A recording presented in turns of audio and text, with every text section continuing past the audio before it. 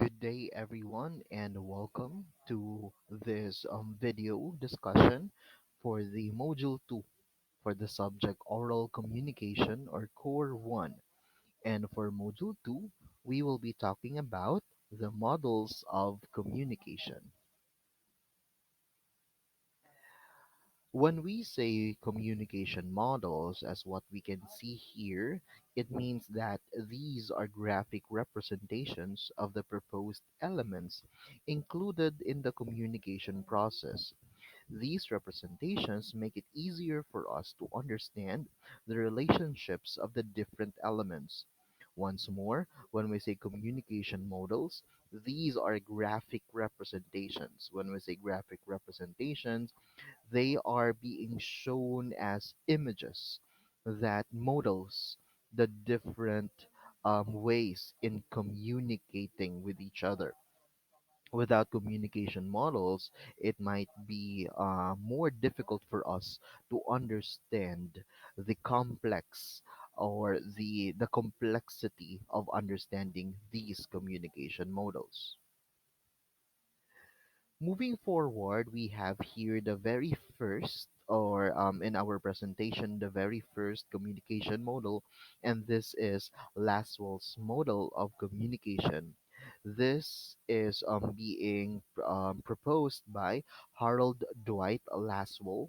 This is being coined after him, and he lived from 1902 to 1978.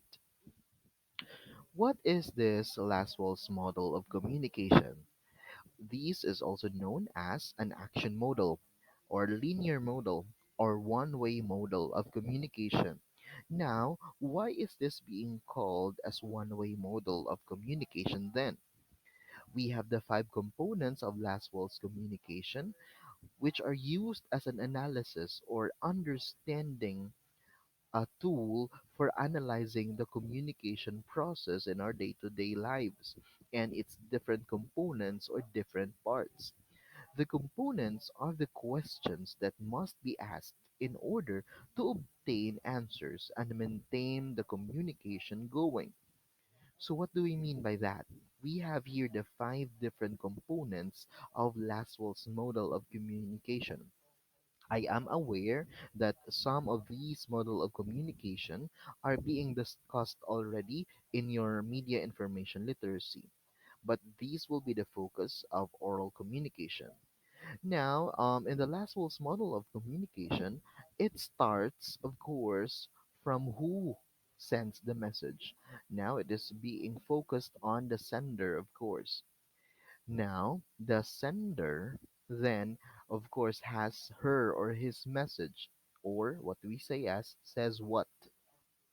Now, it is being then forwarded to the channel or the medium itself on how are they going to say the message. Then, it will then be forwarded, of course, to the receiver of the message or to whom the message will be sent. It will now then be forwarded to with what effect or the feedback.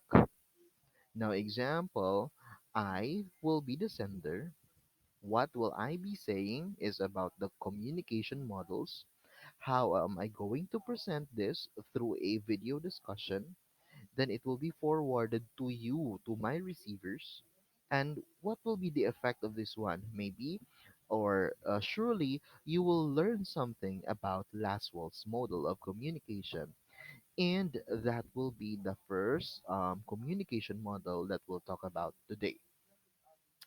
Moving forward, we have this. To better understand the model, let us look at this situation. Now, Jerry is a political candidate running for mayoral position. In one of his campaigns, Jerry delivered a speech to persuade the people to vote for him. The audience, who were members of a particular community, applauded him well or gave him a lot of claps or applause. After the election period, Jerry was then elected as a mayor of that town. So therefore, Jerry is the sender. Then his message is to persuade people to vote for him. Then he delivered it in one of his campaigns. Then the receivers will be the members of the particular community, and the effect is he won as the mayor in that town. I hope you understood the Laswell's model of communication. Moving forward, we have here the second one. This is the Shannon Weaver model. Now, Shannon Weaver model is proposed by Claude Elwood Shannon. Then, he is a mathematician and an electronic engineer, together with Warren Weaver, which is an American scientist, and authored an article entitled A Mathematical Theory of Communication. Now, we have learned that Shannon Weaver is being proposed by two people, and they are Claude Elwood Shannon, and we also have Warren Weaver. So, again, it is named from the two of them. Now, this is the Shannon Weaver model of communication. This is known as the mother of all communication models. So, this communication models depicts or shows communication as a linear or one-way process of consisting of five elements. Again, it is consisted by five elements then. So, what are these elements? We have the source, followed by the transmitter. Please look at the graphic representation.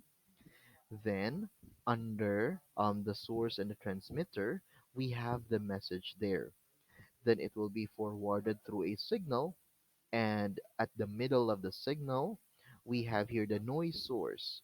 So the noise will then become the hindrances to perceive or to receive the signal properly. Then, after being filtered through the noise, we have the received signal. Then it will be received, of course, by the receiver of the message. Then it will now reach its destination. Okay, it is notable that this model also includes again noise, which is not being shown in the first model from Laswell's model then. Then it includes noise which refers to the physical disturbances like environment that we have, the people around you during the communication process, and other factors as well, which does not let the message get to the receiver as what is being sent.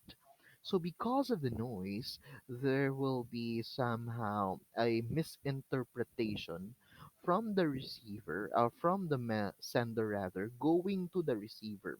So that has become a problem of the Shannon Weaver model of communication. Moving forward, this model, however, has been criticized, or this is being analyzed or being said so for missing one essential element in the communication process. So it doesn't have a feedback.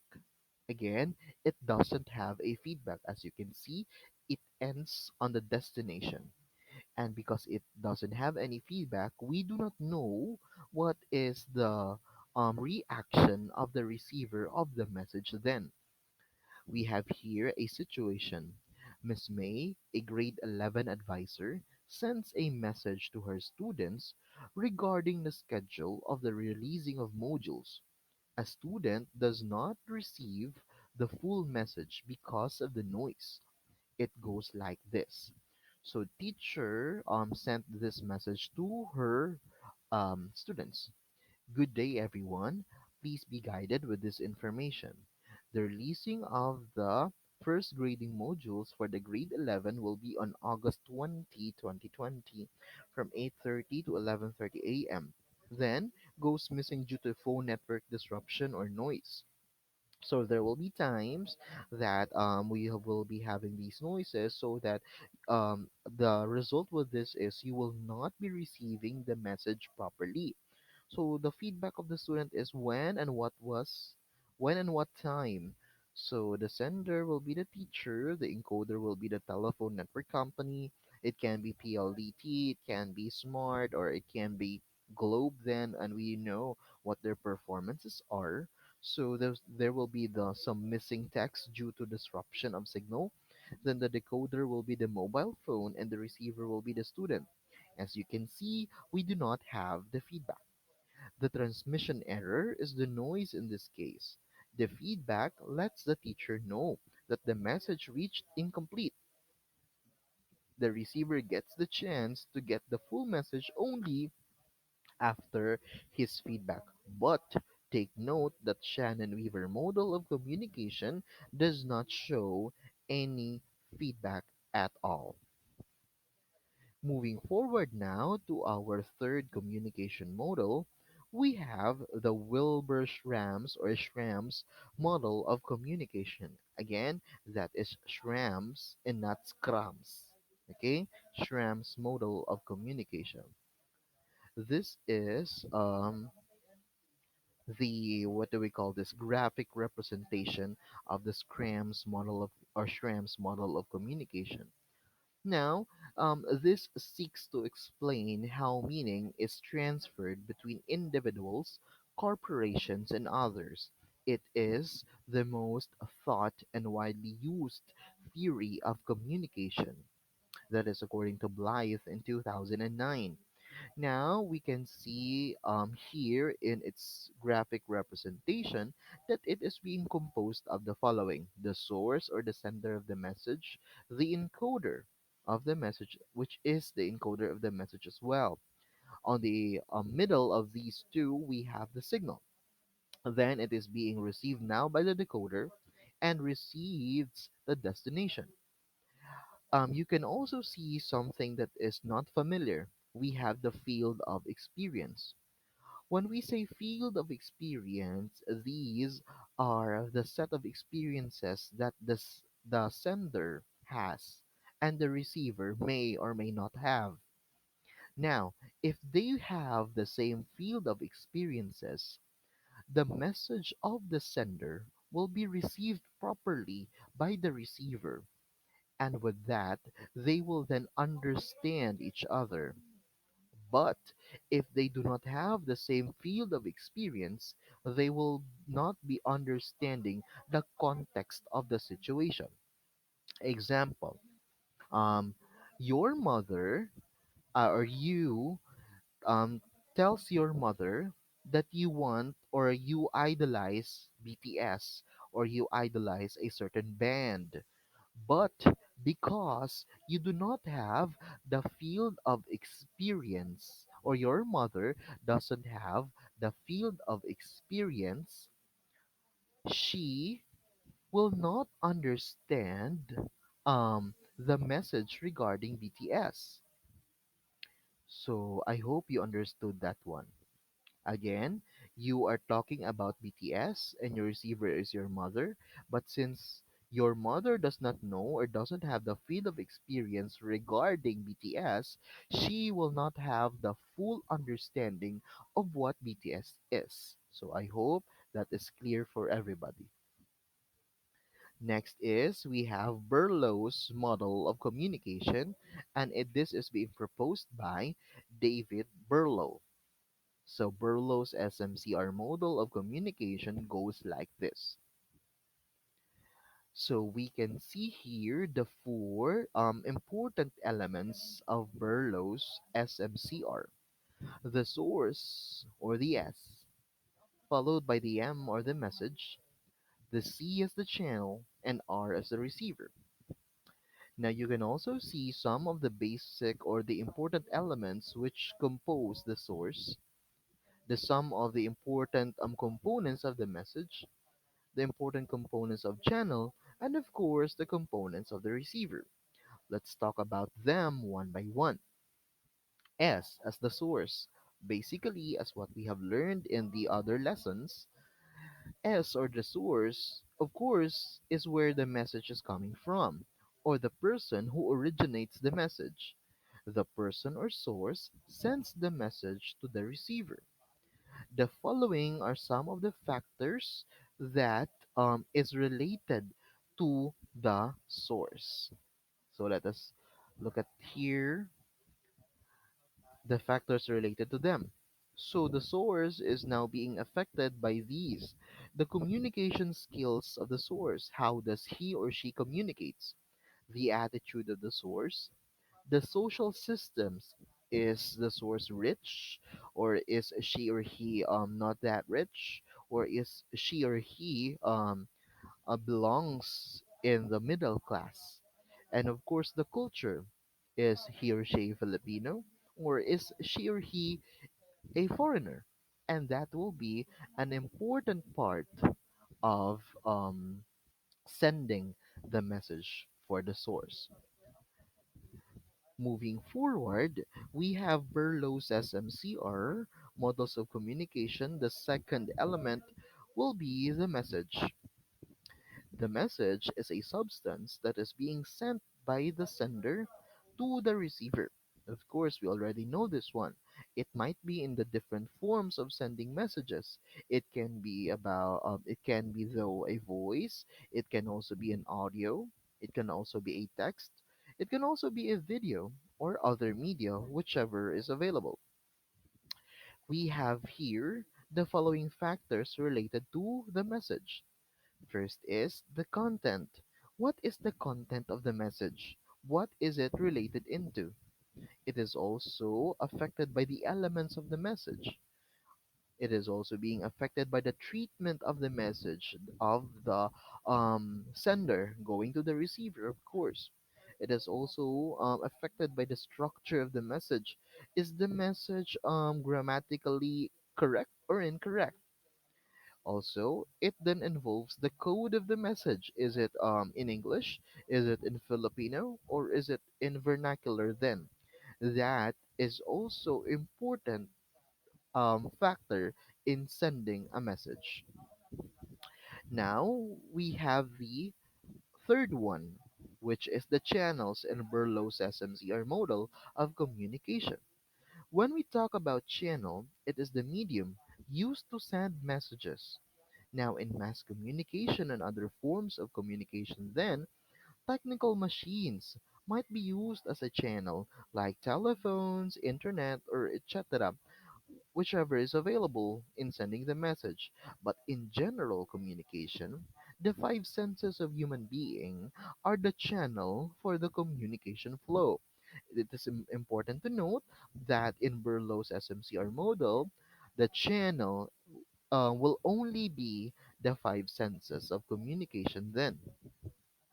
So we have here the sense of hearing, which of course uses the ears, the sense of seeing, which uses the eyes, the sense of touching, which uses our skin, the sense of smelling, which uses our nose, of course, and the sense of taste, which uses our tongue.